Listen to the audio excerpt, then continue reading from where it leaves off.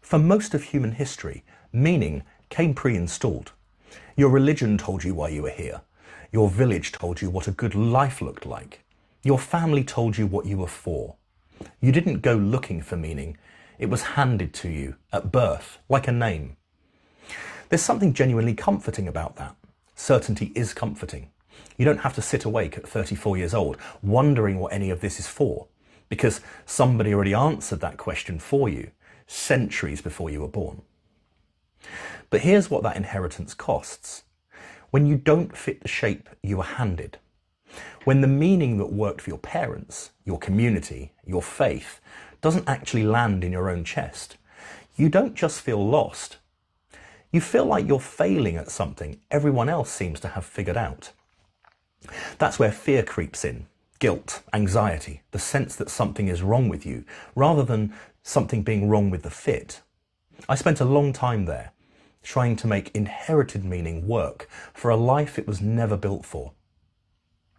So here's the alternative, and I want to be precise about the word, because I don't think it's construct. I don't think you build meaning the way you build a house brick by force of will.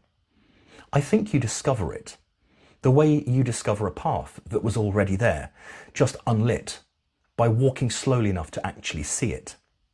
Discovery is patient in a way construction isn't. It doesn't demand an answer by Tuesday. Some people find fragments of meaning early, a calling, a love, a cause, and spend decades adding to it. Some people don't find anything solid until very late in life. Some honestly never do, not in any tidy way. And I don't think that's failure. I think the not finding can be its own kind of peace if you let it be, instead of treating the absence of an answer as proof you're doing life wrong. What I'm discovering now, slowly, isn't meaning I was given. It's meaning that actually is mine. Caring for my father at the end of his road.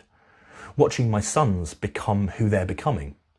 Building something. This, same blood, that might let someone else feel less alone in the dark than I once did.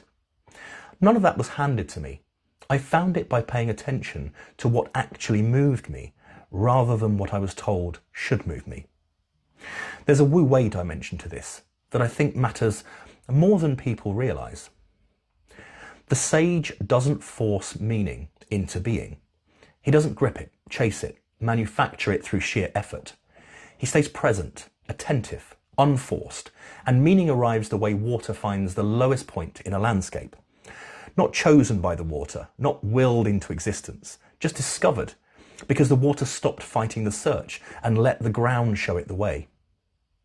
You are not failing if you don't have your answer yet. You might be in the middle of the only honest process there is.